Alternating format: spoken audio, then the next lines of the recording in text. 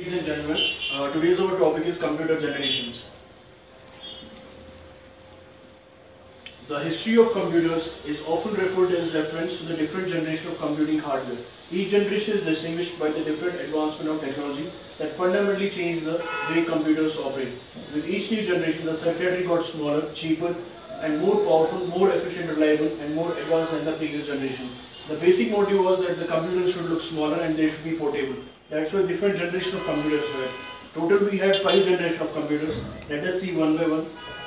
There was the first generation of computers, that's called the era of transistor vacuum tubes. So it started in 1946 up to 1958, the era of vacuum tubes, when the vacuum tube was first time used in the computer system. Let us see the features of the first generation computers. The main features were the first computers used vacuum tubes for circuitry and magnetic drums for memory. They were expensive to operate, and in addition to using a great deal of electricity, generated a lot of heat, which often was called of mass functions. First generation relied on machine language, so this was the first computer language they were using. It was machine language to perform operation, and they could solve only one problem at a time. So that was the most problem for these computers. They were not doing multitasking.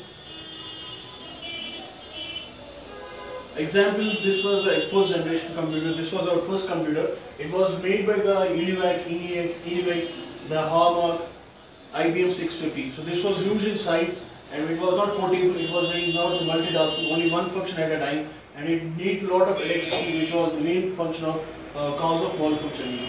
Now the second generation computers, which started after the first generation, which started in 1960. We used the transistors in the second generation computers. Let's see the features. It started from 1959 to 1964, era of transistors. The main features of this generation were vacuum tubes were replaced by transistors.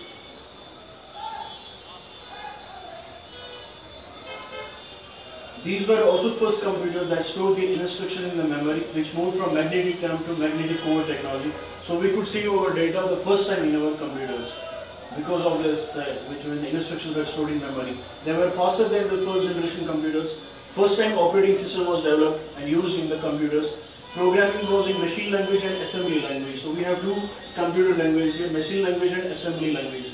In the first generation there was only machine language. Magnetic tapes and discs were used. Computers became smaller in size than the first generation computers. Let's see the examples. They consumed less heat and were used less electricity. Example was IBM 401, IBM 7090, LARC. This was the second generation computer made by IBM. So it was a little bit smaller in size, which consumed less heat and less electricity.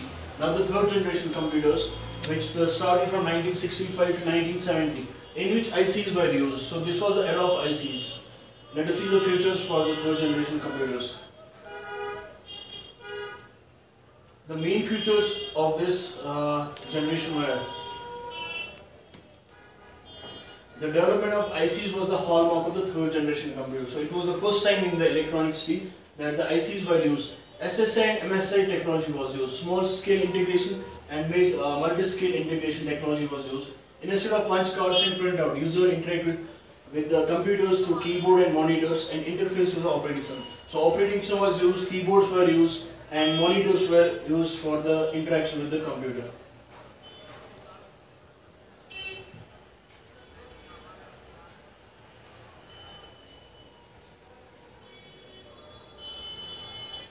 Power consumption was low. High-level language were used. We had assembly and machine language for the first two generations. Now we had high-level language which are used for the third generation. Computers for the first time became accessible to mass audience, because they were smaller and cheaper than their predecessors. So this was the first time in the history of computers that the mass audience was attracted towards the computers, because they were smaller and cheaper than their previous generations. Examples for this third generation. So you can see the size, which is very small than the previous. Example was LENIAC for IBM 360 and IBM 370. So IBM has played a large role in the generation of the computers. Now the fourth generation computers.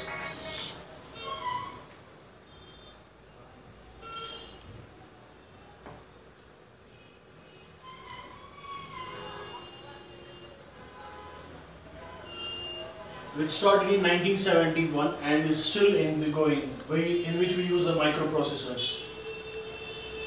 Let's see the features for the 4th generation computer. Features of this generation, right? LSI and VLSI technology was used. LSI means large scale integration, VLSI means very large scale integration technology. Development of portable computers, so we can move our computers from one place. Technology, RAID technology was used for the memory, used in virtual reality, media, simulation. Computers started used for the data communication. So the first time the computers were used for the communication. Different type of memories with high accessing speed and storage capacity, like we have RAM, ROM, hard disk. Example, IBM introduced its first home user computer, and Apple in 1984 introduced Macintosh. This is the computer of the IBM. So these were the generation of the computers. Now we have the last generation, the 5th generation computers, which is still in making, in process, which has not been yet developed, but still there are some features which we use. Let us see the 5th generation computer.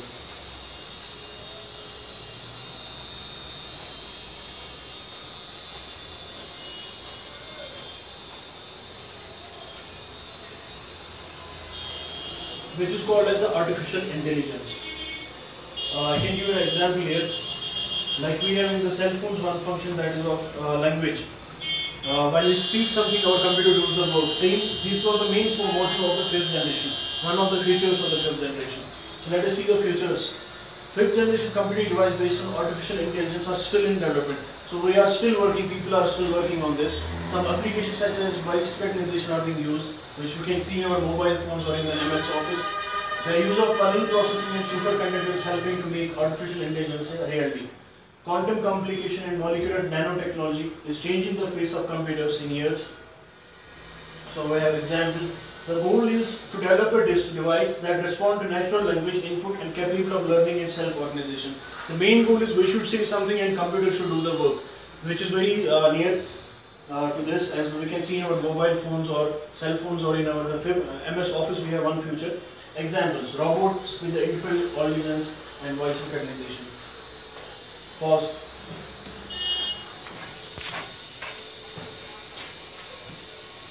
Pause बोला?